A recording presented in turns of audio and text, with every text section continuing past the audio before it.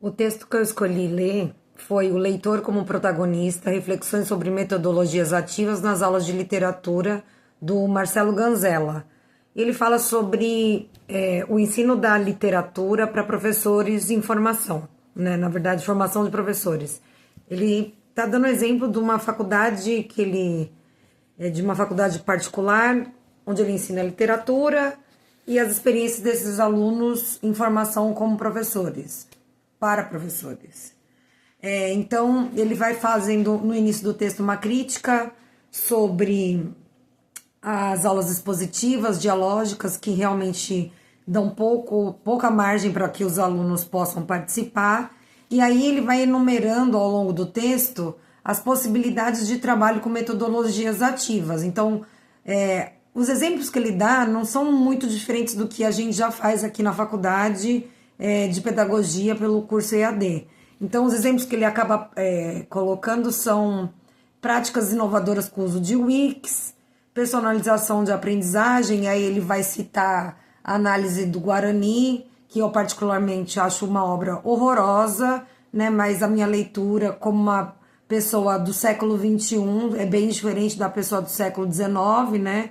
Até porque o José de Alencar é um homem branco, escravocrata, então veja, são questões que a gente poderia abordar dentro da própria aula. Bom, ele fala de repositórios multimodais que disponibilizam, por exemplo, resenhas, resumos, análises acadêmicas sobre a literatura, que seria uma forma dos alunos visitarem esses repositórios para acessar textos literários e análises desses textos. Bom, ele também ainda fala sobre disponibilizar links, né, dentro de alguma plataforma digital que os alunos pudessem escolher, ou ele mesmo escolhesse como professor, para poder compartilhar textos e conhecimentos acerca da literatura.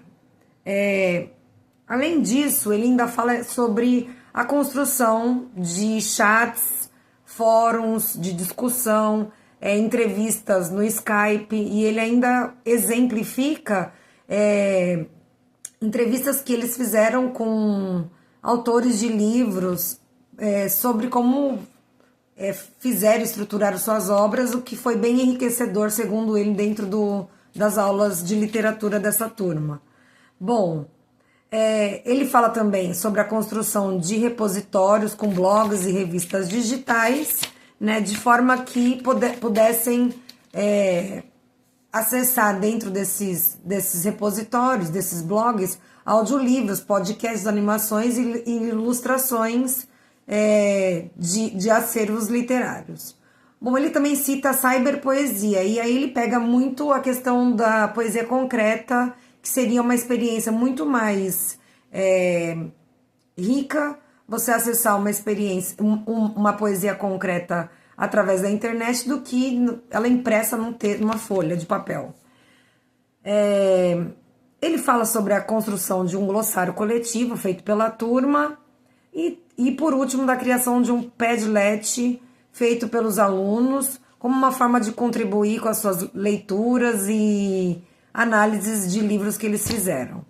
Bom, minha crítica, acho que dentro do universo de escola pública é preciso fazer bastantes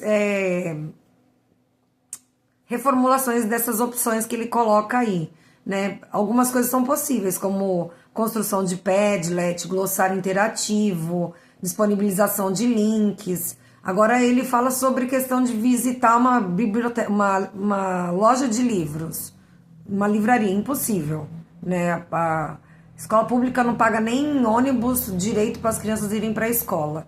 Então a minha pergunta que eu coloco aqui que tipo de atividades expostas aqui que eu coloco de exemplificação do texto do professor, que seriam possíveis dentro de uma escola pública do ensino médio, para que fosse necessário ensinar adolescentes literatura, tanto do século passados quanto as atuais, né, a literatura contemporânea.